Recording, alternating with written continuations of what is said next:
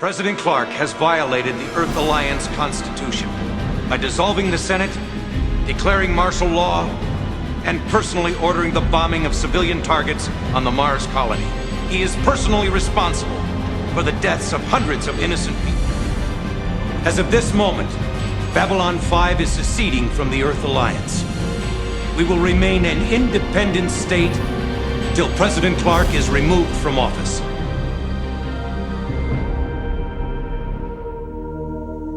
It has been 14 years since humanity's brush with extinction that was the Earth-Minbari War. The Earth Alliance has recovered from its devastating losses suffered in the conflict and was now stronger than ever. However, this prosperity would begin to crack in the most auspicious of ways.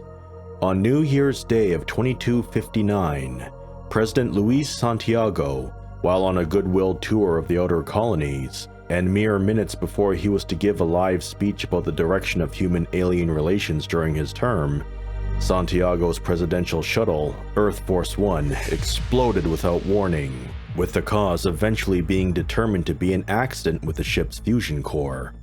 His vice president, Morgan Clark, assumed the position of president of the Earth Alliance. Clark having narrowly averted Santiago's fate due to a poorly timed viral infection that caused him to be left behind mid-tour. As Clark took office, he promised that he would carry on the work of building the future that Luis Santiago wanted, by focusing on the needs of mankind to survive this ordeal and the tasks yet to come. Fairly innocuous words, all events considered. No one raised any questions of foul play with the former president's shuttle, as it was clearly an accident.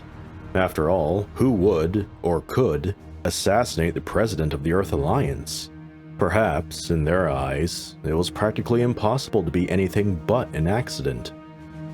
Meanwhile, Clark began to solidify his grip on power, with one of his most notable achievements being the foundation of Nightwatch, under the authority of the newly created Ministry of Peace. Nightwatch was an organization that recruited from among the civilian populace and police officials to report on, and take action against, any acts deemed subversive to the government in exchange for extra credits. Also, Nightwatch security and police officials could arrest suspect individuals without warrant, and hold them for indefinite periods of time. In essence, Clark was able to turn large parts of the Earth Alliance population into his own personal spy network, in exchange for some extra money. Presumably, anyone who noticed this and voiced their concerns would be labeled as subversives and be taken away by Nightwatch. Over time, their boldness grew, and their respect for the civil liberties of the citizenry dwindled, even going so far as to announce that Nightwatch would purge certain government officials for sedition, immorality, and even spying for alien governments. The unspoken truth of such an act being that said officials were in all likelihood critical of Clark's policy choices, and needed to be replaced with those who were more ideologically pure. Far away from Earth in the Epsilon Eridani system was Babylon 5, a space station in neutral territory designed to be a place where the different spacefaring races of the galaxy could come together and solve issues and build relationships with one another peacefully through diplomatic methods. Not long after the destruction of Earthforce One, the station would receive a new commander, one John Sheridan, infamously known as Star Killer among the Minbari for being the first and only human to defeat one of their war cruisers and live to tell the tale. But the reason for his transfer had little to do with standard military bureaucracy. Sheridan was placed there by Earthforce General William Hague, who sent him there to investigate the death of former President Santiago, as Hague believed a conspiracy had run amok to install Clark as president of the Earth Alliance. Sheridan's exploits on Babylon 5 are both varied and vast, and would require an entirely separate topic for discussion, so they won't be covered here. But over the years of 2259 and early 2260, Sheridan and the B-5 command staff, consisting of Commander Susan Ivanova, Dr. Stephen Franklin, and Security Chief Michael Garibaldi, would find evidence that directly implicated President Morgan Clark in the death of his predecessor, said evidence being a recorded conversation between Clark and an unseen person. Among other damning words shared between the two, This person was heard telling Clark that Earthforce One will never return from Io, and that the power is now yours, Mr. President. Bringing it to General Haig, who then made it public throughout the Alliance, it caused nothing less than a complete uproar among the citizenry, with the Clark regime scrambling to control the situation. At long last, Clark's role in Santiago's death was exposed for all to see. Now it would only be a matter of time before the democratic institutions of the Earth Alliance would have Morgan Clark answer for his crimes, and justice could finally be done. Or so everyone thought. In March of 2260, Security Chief Michael Garibaldi was informed that one Dr. Mary Kirkish was on the run for seeing something that Garibaldi himself also saw 7 years ago, so he gave the order for her to be placed under Babylon 5's protection, by bringing her safely to the station where she could report to him and the senior staff on what it was she saw.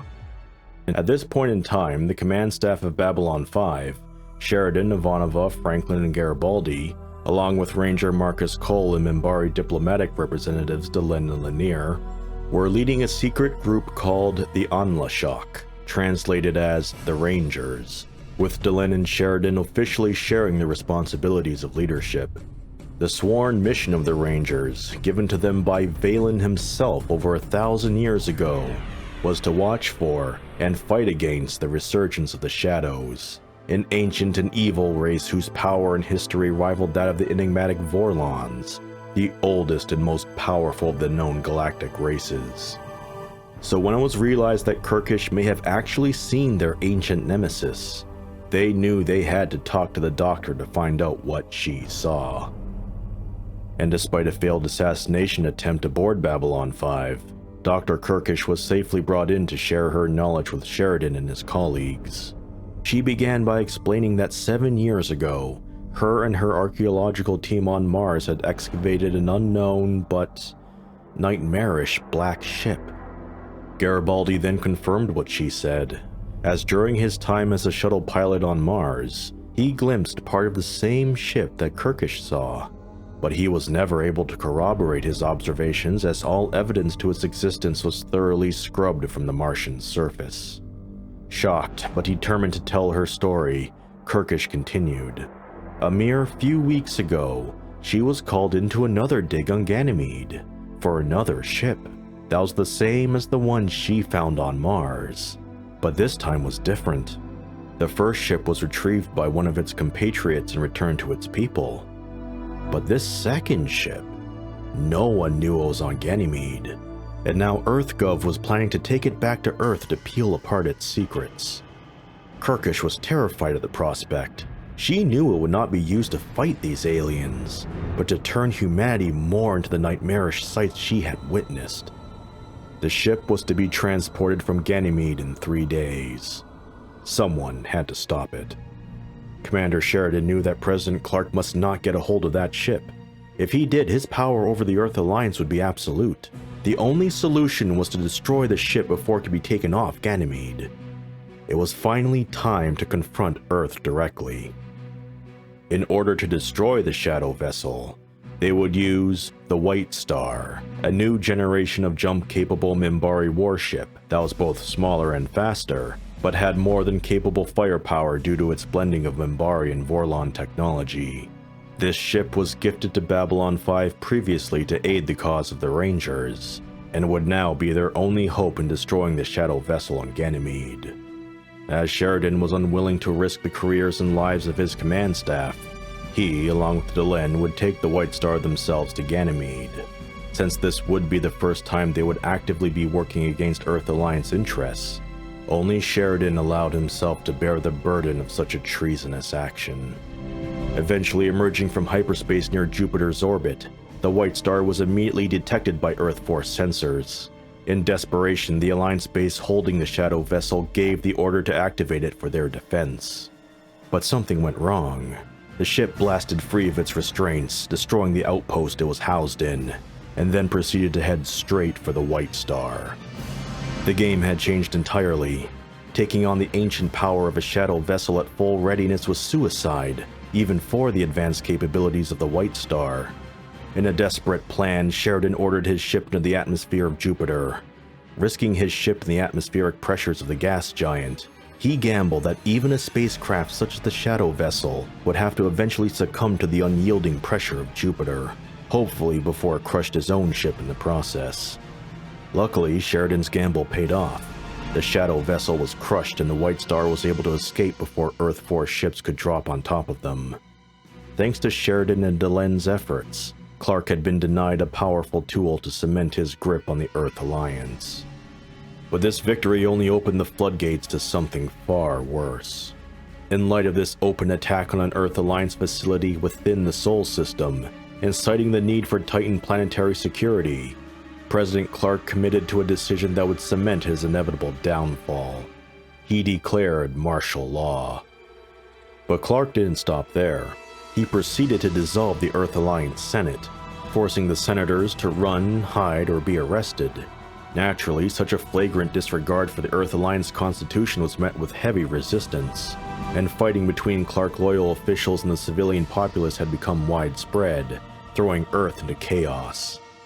Within Earthforce itself, a schism had quickly formed between those who were loyal to the President and the rebels led by General Haig, who thought Clark had betrayed the Earth Alliance Constitution. Open fighting between the two factions was fierce, but the rebels were inevitably all but crushed. Out of the 5 known Rebel Omega destroyers, only 2 were left intact, one of which was the EAS Alexander, Haig's flagship. Unfortunately, Haig himself was killed during an ambush after meeting with officials on the colony world of Orion 7. His second-in-command, Major Ryan, would assume command of the Alexander, and for his first order, he set course for Babylon 5, the only safe haven left for them. On Babylon 5 itself, the station was to also be placed under martial law by direct order of the President. But not only that, B5 security force was to now only be limited to those in Nightwatch. Nightwatch had been rapidly growing in power on Babylon 5 since its formation over a year ago. The mandates from EarthGov that gradually broadened their jurisdictions only helped to further solidify their grip, while allowing them to circumvent the station's chain of command. And now, President Clark had all but directly given them the means to put Nightwatch in charge of the station in everything but name. John Sheridan understood all of this. Clark had gone too far. With Nightwatch, he was slowly wresting control of Babylon 5 away from Sheridan, and directly into the hands of Clark's puppets. If he allowed this to continue, the station would go down the same path as Earth had, becoming a place of fear and totalitarian rule. It was time that Nightwatch be pulled out by the roots. So Sheridan, along with a representative of the former Narn regime for Babylon 5, Jakar, concocted a plan. Jakar would have his people, the Narn, replace Nightwatch as security officials on the station, alongside those few who were still loyal to Sheridan and Security Chief Garibaldi. From there, they would leak word of this change in security to Nightwatch through a man named Zach Allen, a longtime friend of Garibaldi and one of his security people. Zach had naively joined Nightwatch in the beginning, but had become disgusted with their increasing disregard for civil liberty, and grew to despise the organization. Knowing this, Sheridan and the command staff let him in on the plan, and from there had him leak it to the Nightwatch leadership aboard. Eagerly hoping to catch the B5 command crew in an act of open sedition, Nightwatch rallied all of its members for a security operation to arrest both the Narn and Sheridan's people, waiting for them in the docking bay where the Narn were to board the station, hoping to ambush them as they came off the transport. But it was all just a clever trap. Sheridan sealed the entirety of Nightwatch inside of the docking bay and gave them an ultimatum. As the martial law order came from the President's office, a civilian agency, and not the Earthforce chain of command, then their orders regarding Nightwatch's newfound authority over the station and the martial law edict were technically illegal. And because it was an illegal order, he had the authority to arrest them for conspiracy to mutiny and for failing to respect the chain of command. While they would of course request clarification on these orders, a response back could take several days due to some conveniently faulty communications equipment. So Nightwatch was given 2 choices. stay in the docking bay until they got a reply, or leave the bay, relinquish their weapons, and be confined to their quarters. Unsurprisingly, they chose the latter option. Nightwatch, for the time being, at least on Babylon 5, had now been effectively crippled. Which was just as well, as the EAS Alexander finally emerged from hyperspace near Babylon 5 shortly thereafter, badly in need of both repairs and a brief respite from their pursuers. Meeting with Sheridan and his command staff, Ryan briefed them on what was happening back on Earth. Clark had spent the past year inserting his loyalists into key government and Earthforce positions for this exact moment, when he could solidify his power base, which the attack on Ganymede had just given him. What was worse was that the majority of people on Earth were celebrating the enactment of martial law, as it had cut down crime to virtually nothing. The planetary government of Mars, however, was refusing to follow the martial law order, and now Clark was using Earthforce ships to bomb the planet into submission. Such an action outraged the outer colonies of the Earth Alliance, with the planets of Orion 7 and Proxima 3 flat out seceding from the Alliance entirely. As Major Ryan finished, a second Rebel Omega destroyer, the EAS Churchill, had hyperspaced in. Her captain, one Sandra Hiroshi, had brought word to the Babylon 5 command staff and Major Ryan that President Clark had dispatched a task force to bring the station fully under his control, as he no longer trusted Sheridan's command. John Sheridan was now forced to make a decision, but he could not do it alone.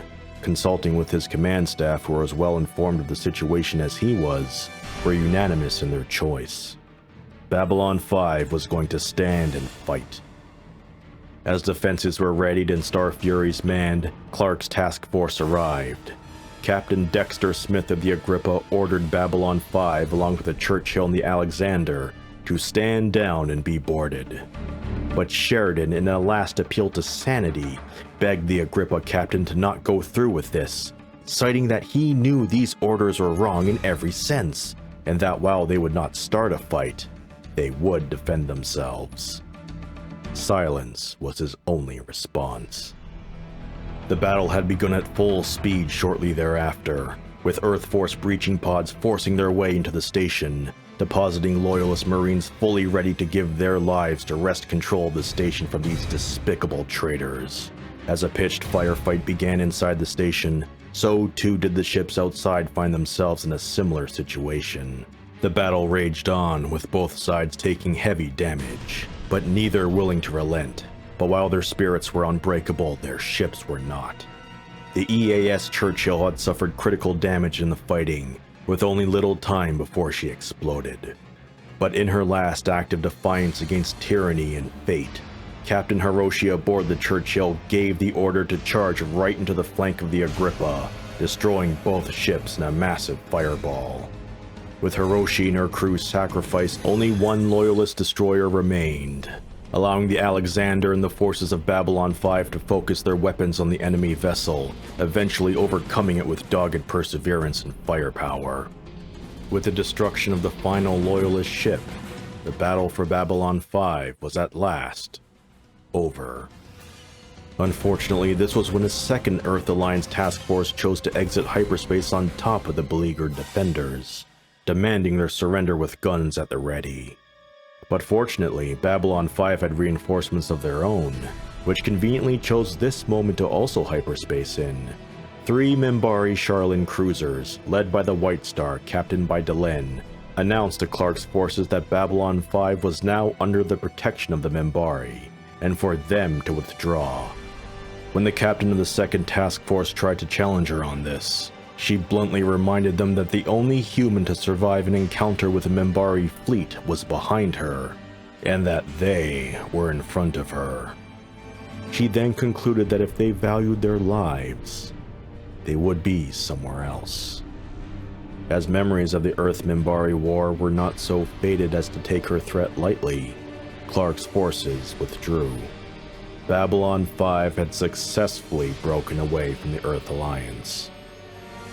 The battle for Babylon 5's independence was a massive blow against the Clark regime, and would become a major, if not the major rallying symbol for those who fought, and would fight, against the increasing totalitarianism of the Earth Alliance. Resistance against Clark's tyranny was possible. One only needed to look at Babylon 5. And from there, as the events of history would play out, where the liberation of Earth would inevitably come from.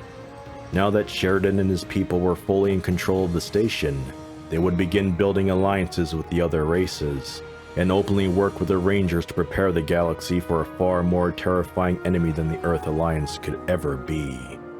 The Shadows. Babylon 5 was no longer the last best hope for peace. It was now the last best hope for victory.